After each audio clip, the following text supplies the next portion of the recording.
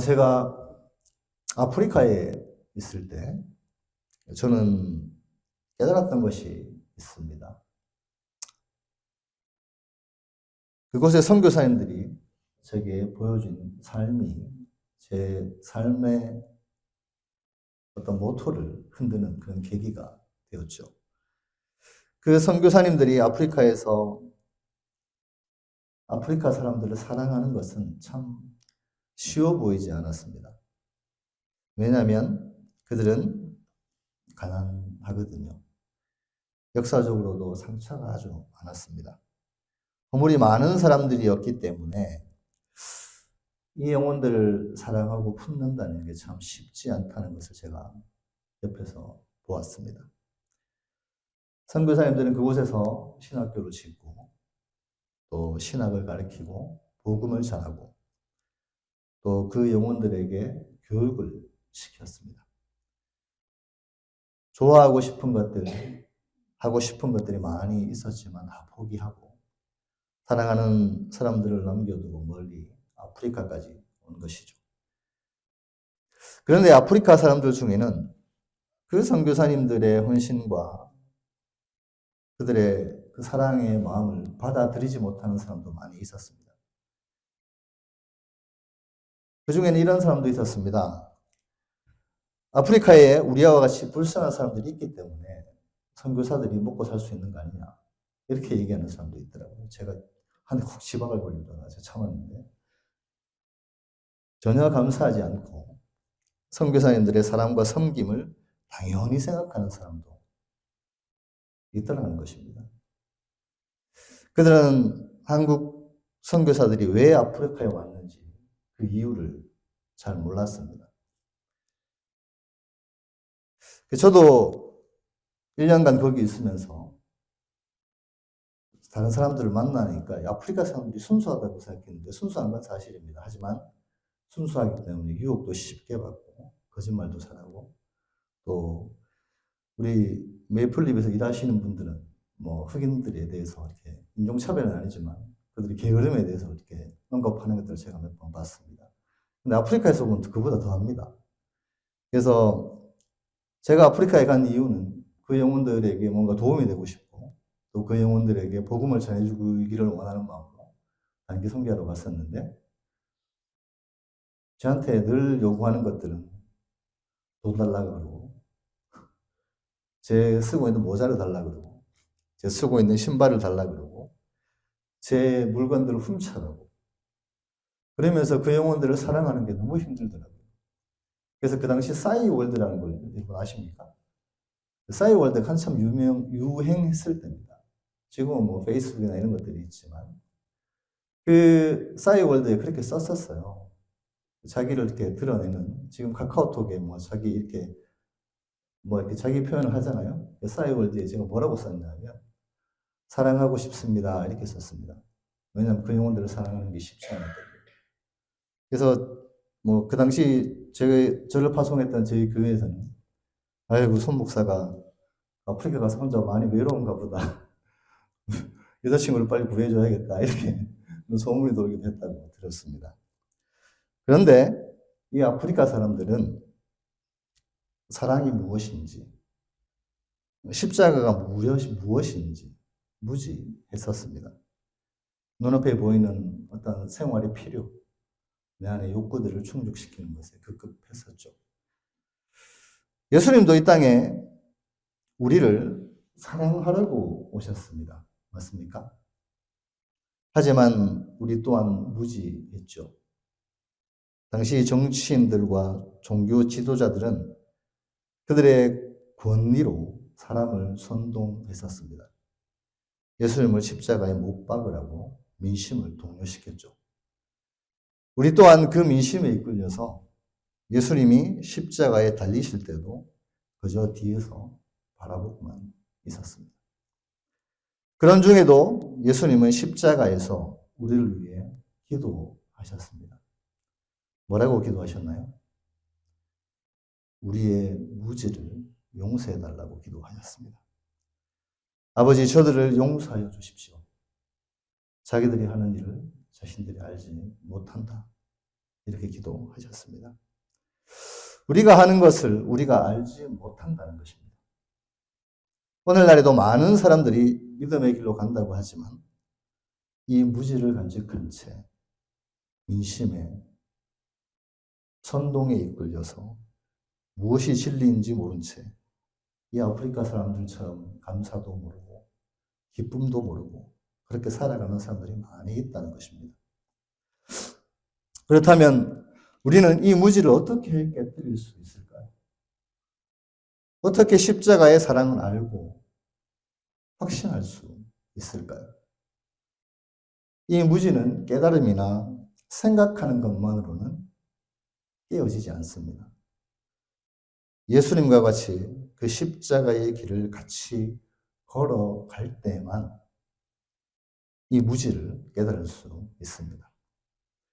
십자가라는 지식이 믿음이 되어서 삶으로 나타날 때 이 무지는 깨트려집니다. 쉽게 말하면 경험해 봐야 한다는 것이죠. 십자가는 책상에서 이해하는 것에서 멈춰서는 안 됩니다. 삶에서 경험을 통해서 우리의 무지는 깨트려질 수 있다는 것입니다. 오늘날 진리를 이해하지 못하게 하는 대표적인 무지는 무엇이 있을까요? 여러 가지 많은 것들이 있겠죠. 하지만 물질을 무시할 수 없을 것입니다. 물질이 허무한 것이라는 것을 깨달은 대표적인 사람이 성경에 등장합니다. 누굴까요? 네, 솔로몬이죠. 솔로몬은 어떤 왕이었습니까? 지혜로운 왕으로 불려졌습니다. 아버지의 부를 이어받아서 전무후무한 왕이었음을 성경은 기록하고 있습니다. 전도서 2장 10절과 11절 말씀을 한번 우리가 읽어보도록 하겠습니다. 다 같이 한번 읽어볼까요? 시작.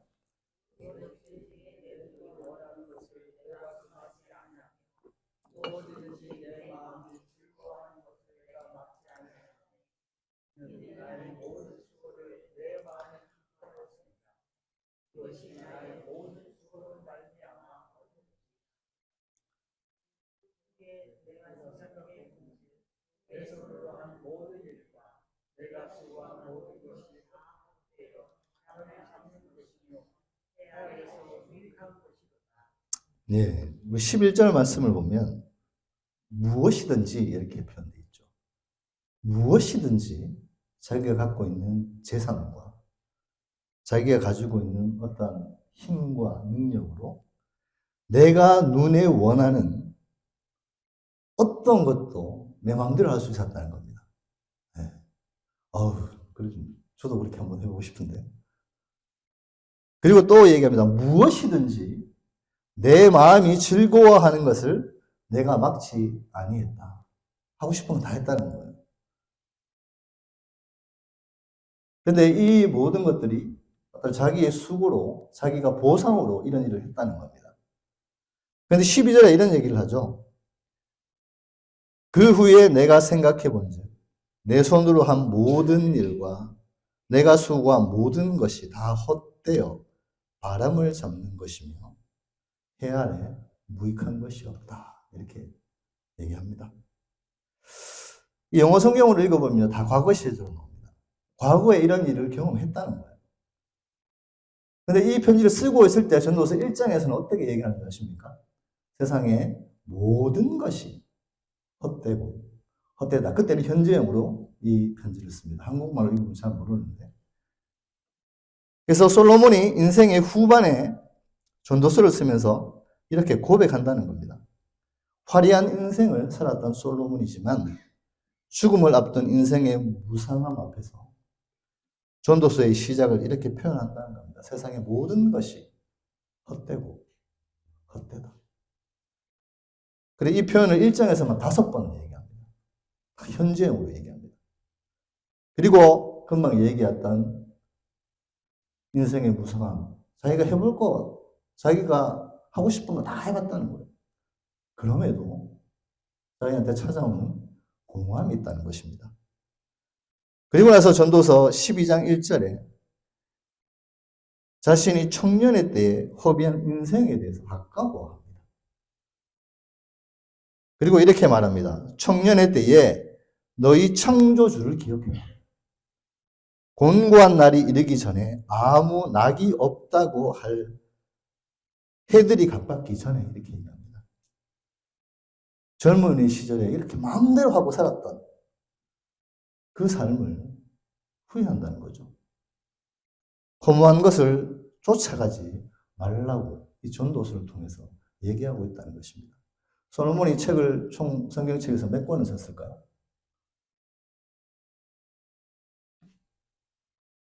금방 우리가 이것도 전도서 썼겠죠? 잠언도 썼다고 그러죠. 또 시편도 있죠. 시편 몇 편 없습니다. 뭐 두세 개밖에 안 돼요. 한 권 더 있죠? 아가서도 썼죠. 가장 젊었을 때 뭘 썼을까요? 자기 하고 싶은 대로 다 하고 싶어 살고 살 때 그 사랑에 대해서 표현하면서 썼던 게 아가서 내용입니다. 그리고 나이가 조금 들었을 때 뭘 썼을까요? 지혜에 대해서 논했죠. 그러면서 잠언을 썼을 것입니다. 그리고 인생이 다 끝나갈 무렵 그 하고 싶은 지혜에 대해서 지혜의 왕이었잖아요. 그리고 하고 싶은 거 다 하고 살았던 그 사랑에 대해서 아고프서에서 표현을 했음에도 불구하고 나이가 들어서 그렇게 살았던 자신의 삶을 후회하고 있다는 것입니다. 세상의 모든 것이 헛되고 헛되다. 그렇게 얘기하고 있는 것입니다. 제가 가끔씩 우리 경남섬에도 있지만 우리 최집사님 댁에 가끔 놀러 갑니다. 놀러 가면 저희 집 근처에 있기 때문에 그래서 밥 얻어먹으러 찾아가는데 그래서 이렇게 최집사님 그런 말씀을 하시더라고요. 요즘 유튜브에 이렇게 좀 유명하신 분이 있어요. 제가 이름은 언급하지 않겠습니다. 그분이 저는 개인적으로 그분을 그렇게 좋아하지 않습니다. 여하튼 그분의 말씀을 이렇게 들으면서 깨달음이 많이 있으시대요. 근데 지금 와서 이 깨달음을 얻으니까 너무 안타깝다는 겁니다.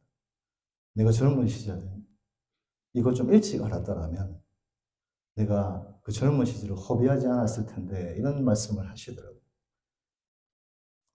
그래서 이 전도서의 마지막에 솔로몬 이런 표현을 합니다. 그 마지막 절 이전에 이런 표현을 합니다. 하나님을 경외하고 그의 명령들을 지킬지어다. 이것이 모든 사람의 본분이니라 이렇게 말씀합니다. 이 공허함, 이 허무함, 이것을 말하면 저는 저희 고모가 생각이 납니다. 저희 고모는 대구 대명시장에서 가난한 시절 팔을 직접 길러가지고 시장 길거리에서 이렇게 돗자리 펴놓고 팔 때 있었죠. 그렇게 해서 장사를 시작을 했습니다. 그래서 그 팔을 팔아서 수익을 남겨서 조금 더 돈이 벌렸을 때 계란 장사를 저희 고모부랑 같이 시작을 했습니다. 그렇게 알뜰살뜰 돈을 모아서 지금은 저희 친척 중에서 워낙 부지런하신 분이셨기 때문에 저희 친척 중에서 뭐 남부럽지 않게 잘 살고 계십니다. IMF로 힘들었던 시절 공무원이 한참 인기가 많았죠. 모든 자녀들은 국세청에서 공무원이 되고 또 저희 누나죠. 사촌 누나들은 다 이렇게 학교 선생님이 되고 다들 그렇게 교육도 잘 시켰습니다. 지금은 이제 손자보는 재미로 이렇게 인생을 즐기고 계신데 제가 대학원을 졸업하고 제가 아프리카 1년 있다가 이제 한국으로 복귀해서 이제 제가 신학하겠다고 할 때 두 팔 걷어붙이고 이렇게 말렸던 분이 이분이십니다. 그런데 제가 이제 신학을 마치고 이제 목사로서 사역을 할 때 우리 고모한테 전화가 왔더라고요. 전화가 와서 그리고 조카가 목사라고 해서 인생의 허무함에 대해서 얘기하면서 저한테 얘기를 하시더라고요. 자녀들이 모두 시집가고 장가가고 집에 혼자 가만히 이렇게 누워 계셨다고 합니다. 근데 마음 한 곳이 그렇게 허전하다는 겁니다. 그냥 이유 없이 눈물이 난답니다. 돈이 그렇게 많음에도 내가 뭘 하고 살았나 그런 생각이 든다는 거예요. 그래서 훈아, 내 마음이 왜 이런지 모르겠다. 목사님, 네가 좀 얘기를 좀 해달라. 제가 뭐라고 말씀드리겠습니까?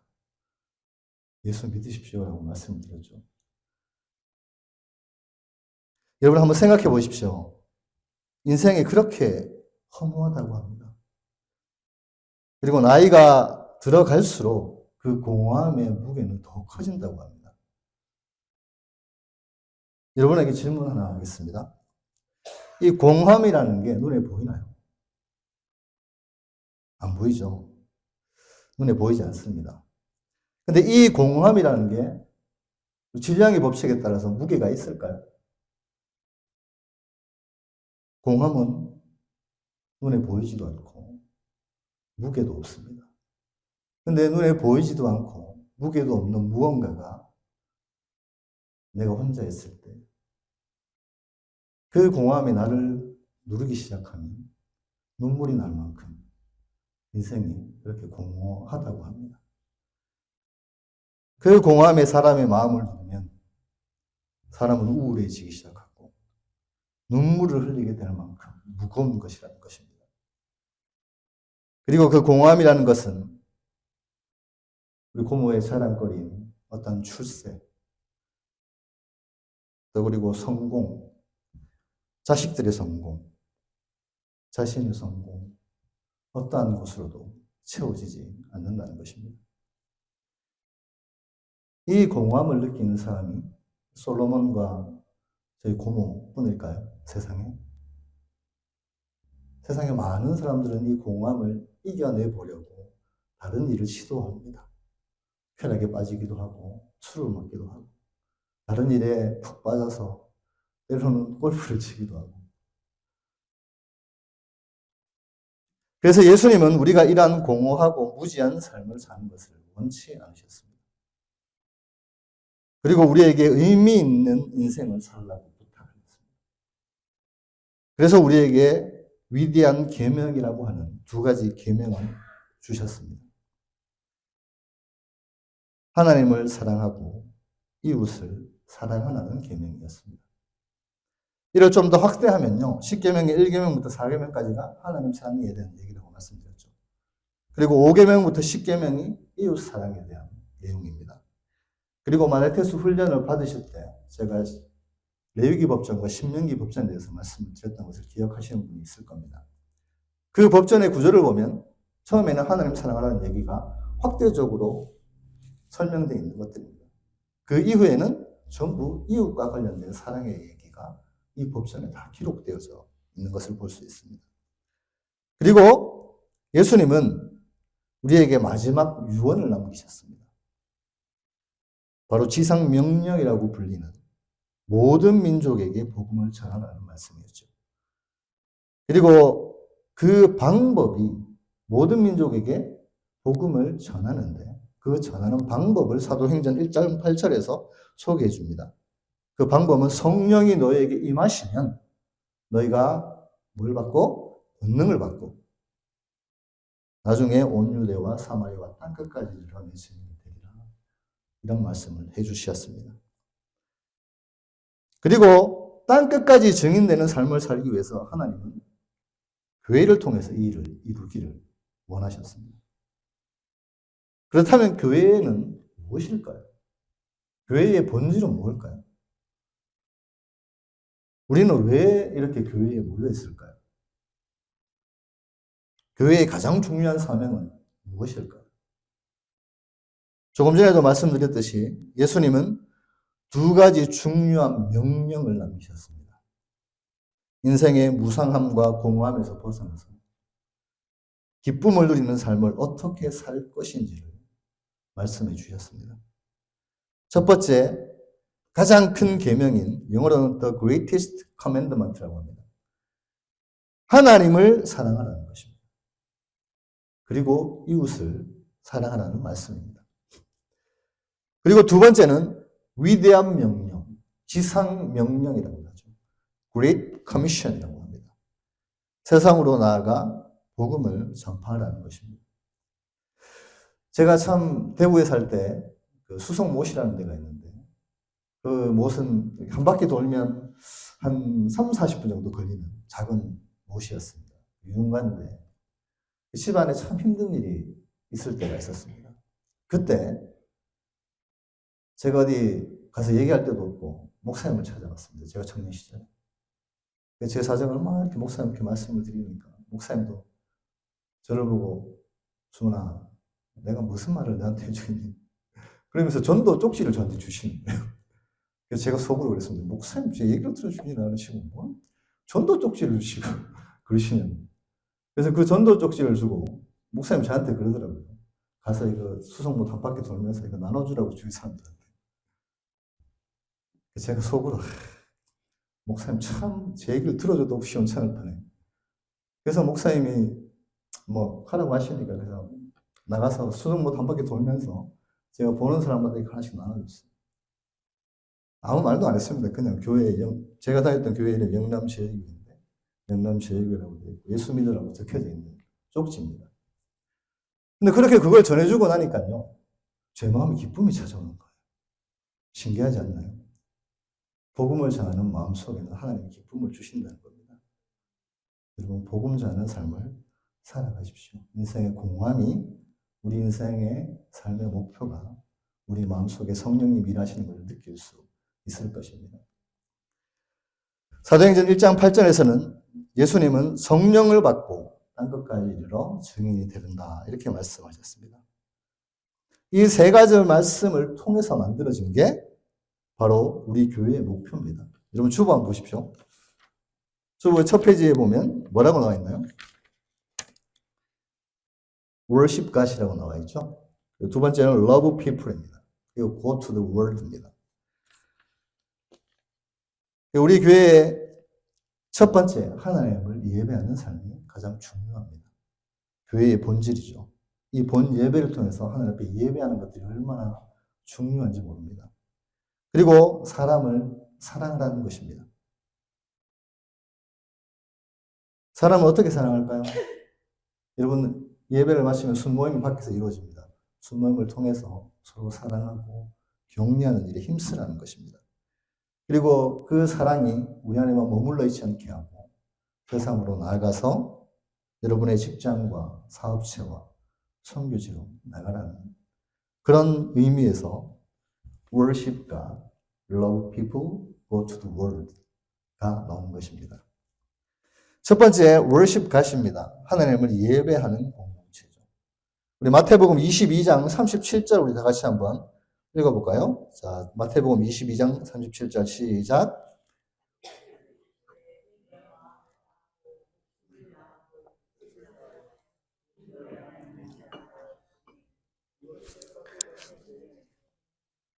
예, 교회가 존재하는 가장 큰 이유는 하나님을 예배하는 것입니다. 그러나 예배는 단순히 주일에 모여서 찬양하고 말씀 듣는 설교로 끝나는 게 아닙니다. 예배는 교회의 정체성을 결정하는 중요한 핵심 요소고 또 우리의 삶 전체를 통해서 이루어져야 할 본질적인 목적입니다. 하나님을 사랑하는 것은 단순한 감정이 아니라 삶의 방식입니다.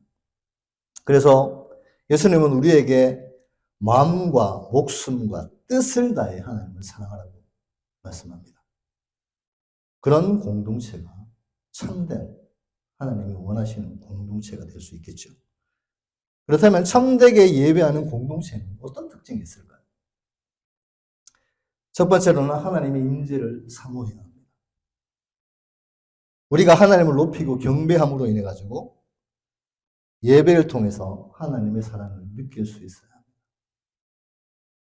그리고 그분께 나아가야 합니다. 그것이 예배입니다. 두 번째, 말씀을 중심으로 살아가는 공동체입니다.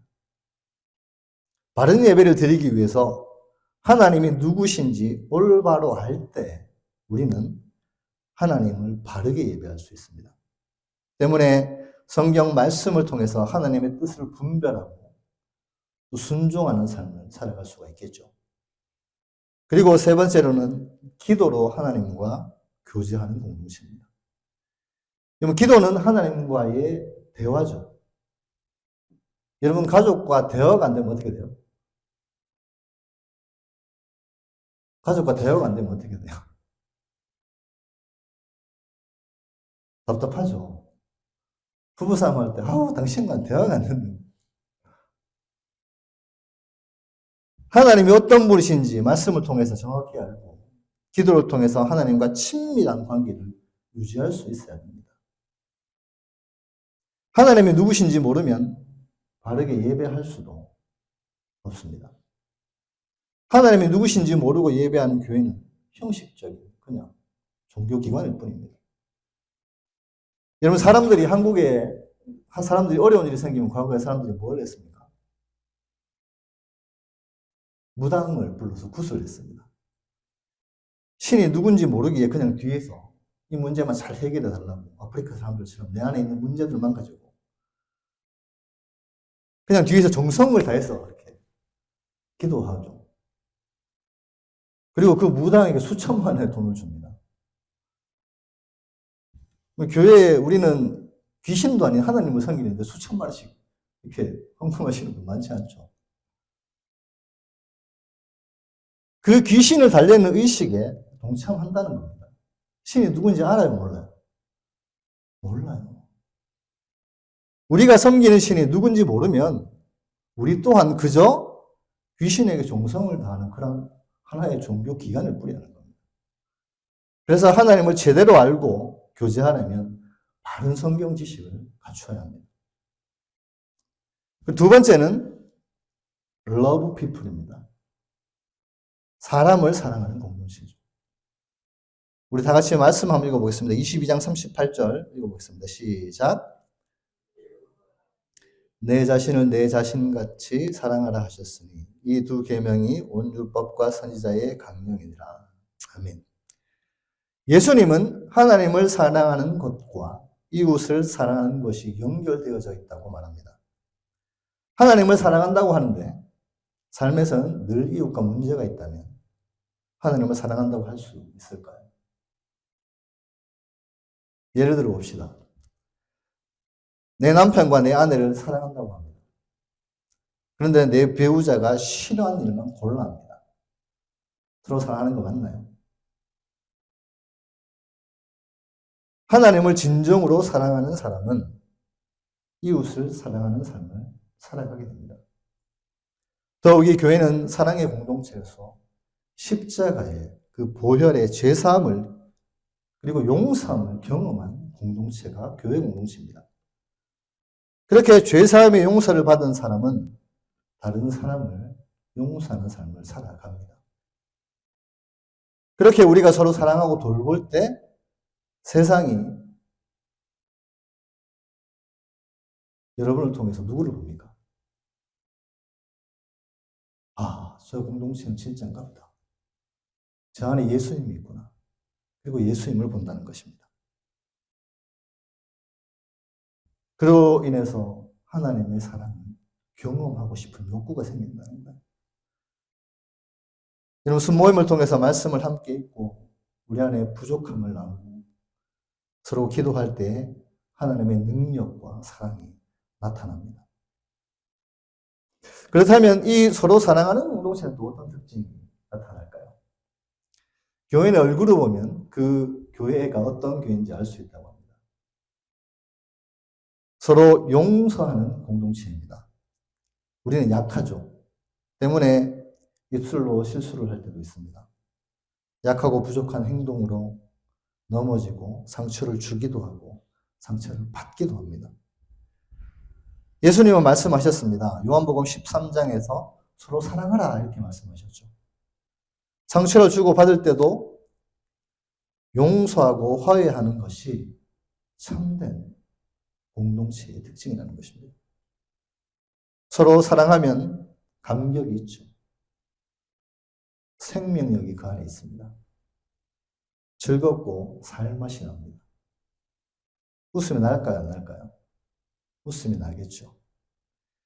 여러분의 웃음이 브랜든 교회의 편지임을 믿으시기 바랍니다. 그래서 브랜든 교회가 믿지 않는 사람들의 축복의 통로가 되길 축원합니다.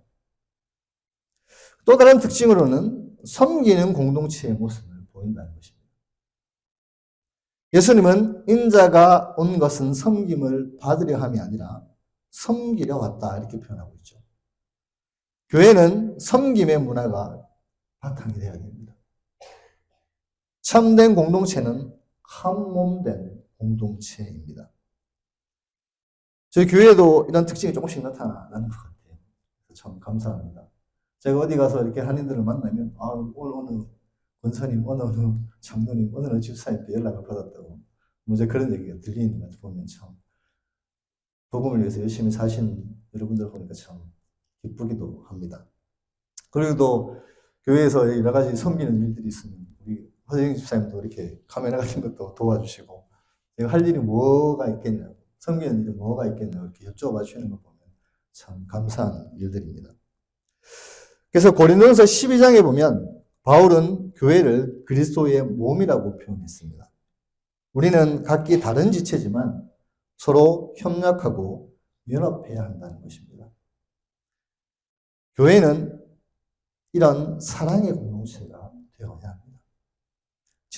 진정한 사랑을 실천할 때 세상은 교회를 통해서 누굴 봐요? 예수님을 봅니다. 그리고 세 번째는 go to the world입니다. 세상으로 나아가는 공동체입니다. 마태복음 28장 19절부터 20절까지 한번 같이 읽어보겠습니다. 자, 시작.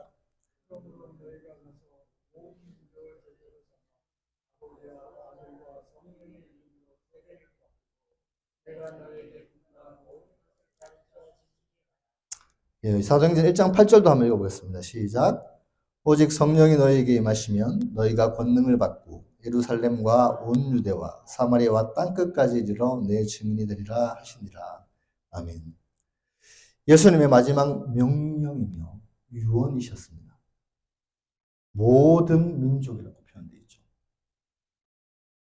곧 세상으로 나아가라는 것입니다. 교회가 사랑의 공동체가 되면 사람들은 생각합니다. 저도 그랬었고요. 교회 가는 게 너무 좋은 거예요. 교회 가면 제 얘기를 들어줄 수 있는 사람이 있고, 제 얘기를 공감해 주는 사람이 있고, 세상에 할 수 없는 얘기를 교회에서는 할 수 있는 거예요. 그러다 보니까 이 공동체가 너무 좋은 겁니다. 그러다 보니까 제가 청년부를 할 때나 많은 교인분들이 이렇게 얘기합니다. 저는 교회가 너무 좋다. 그래서 순모임이 너무 좋대요. 훈련 받는 게 너무 좋대요. 그런데 저 하나님 품 안에 그냥 있고 싶어요. 그냥 우리 이대로 사랑하게 해주세요. 하지만 하나님은 그 사랑의 복음이 여러분들 안에만 머물러 있지를 원치 않으십니다. 세상 속으로 흘러가기를 원하십니다. 물이 흐르지 않으면 어떻게 될까요? 썩게 되죠. 공동체에 사랑이 흐르지 않으면 그 공동체 또한 썩게 됩니다. 우리에게는 참 약합니다, 아직. 하지만 우리가 사도행전 1장 8절의 말씀에 따라서 주부에 보면 뒤에 나오죠? 1장 8절의 말씀에 따라서 저희가 브랜든 지역에 유스 포 크라이스트나 사마리탄을 위해서 기도하며 또 물질적으로 돕고 있습니다.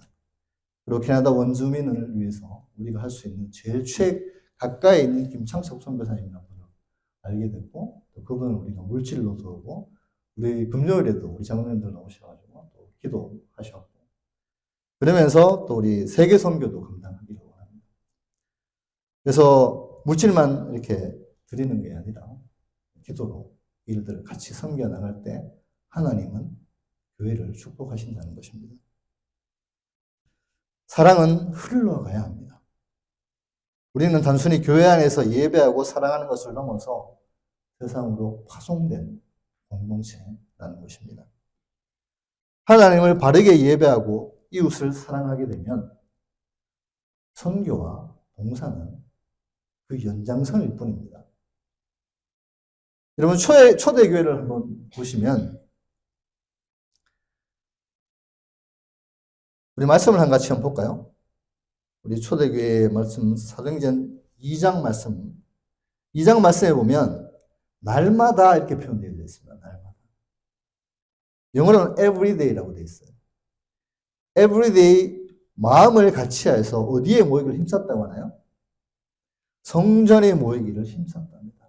성전에 모여서 뭐 했을까요? 예배드렸겠죠. 월십 가십니다. 하나님을 예배했다는 거예요.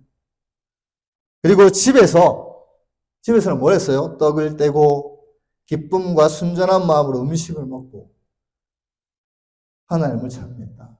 집에서 뭐 했다고요? 서로 사랑했다는 것입니다. love people이라는 거예요. 그리고 구원받는 사람이 더 했다고 합니다. 그렇죠? 하나님을 예배하고 성전에 모이고 음식과 떡을 나누는 우리가 얘기하는 어떤 순모임 같은 것들, 여러분의 가정으로 돌아가서 이 사랑하는 일을 잘 했을 때에 구원받는 성도의 수가 날마다 더해진다는 말씀입니다. 여러분, 근데 중요한 게 있습니다.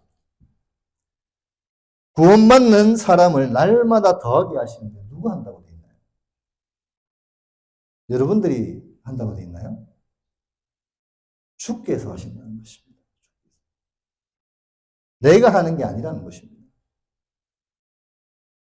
다시 말하면 하나님을 바르게 예배하고 서로 사랑하고 우리가 하는 순모임이나 하나님을 예배를 바르게 하면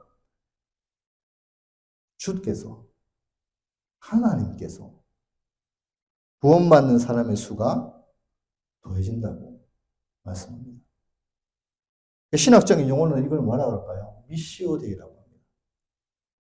선교의 주체와 전도의 주체는 사람이 아니라는 거예요. 하나님이시라는 겁니다. 사람은 그저 예배하는 일과 사랑하는 일에 최선을 다하면 되는 것입니다. 그렇게 될 때 공동체는 자연스럽게 전도와 선교가 이루어진다는 것입니다. 저희 교회가 어디에 집중하고 있습니까? 예배하는 일, 우리 순모임을 통해서 서로 사랑하는 일, 이 일을 우리가 잘 행해갈 때 하나님의 선교도 하나님께서 행해 가신다는 것입니다. 그렇다면 세상으로 나가는 공동체는 어떤 특징이 있을까요? 예수님의 그 삶은 사마리아 여인에게 충격을 주었다고 제가 말씀드렸습니다. 그래서 우리의 예배와 우리의 순모임에는 사람들에게 충격을 줄 수 있어야 합니다. 그리고 예수님은 말씀하셨죠. 너희는 세상에 뭐라고요? 빛이라고 말씀하셨습니다. 우리가 자격이 있어서요? 아닙니다. 우리가 세상 속에서 빛과 소금의 역할을 해야 합니다. 말로도 복음을 전해야 되죠. 하지만 가장 중요한 것은 삶으로 하나님을 예배하는 일, 여러분의 삶으로 서로 사랑하는 일에 힘쓰는 일, 거기에 최선을 다하면 됩니다. 우리의 삶이 예배가 되고 여러분의 삶에 사랑이 넘치고 섬김이 넘치고 정직하고 헌신으로 가득 찰 때 세상이 우리를 통해서 누구를 봅니까? 예수님을 봅니다. 그래서 여러분의 삶이 예수님의 편지라는 것입니다. 여러분의 웃음이 브랜든 교회의 편지라는 것입니다. 그런데 이 중요한 일, 이런 일들을 행해 나갈 때 우리의 힘으로 한다고 하나요? 하나님의 능력으로 한다고 하나요? 사도행전 1장 8절에 보면 우리는 성령의 능력으로 이 일을 행해야 한다 이렇게 말씀합니다. 예수님은 성령이 임하시고 너희가 권능을 받으면 그때 온 유대와 사마리아와 땅끝까지 이르러 증인이 된다는 것입니다. 선교 아무나 할 수 없습니다. 우리 개인의 힘으로 할 수 있나요? 쉽지 않습니다. 하나님의 능력이 함께 할 때 가능합니다. 우리가 해야 할 것은 무엇일까요? 하나님을 최선을 다해 예배하십시오. 목숨과 뜻을 다해 예배하십시오. 그리고 여러분의 삶에서 이웃을 사랑하기에 힘을 쓰십시오. 그 결과는 하나님께 맡기면 됩니다. 때문에 성령의 인도하심을 따라 살아가는 삶이 얼마나 중요한지 모릅니다. 교회는 사랑의 공동체입니다.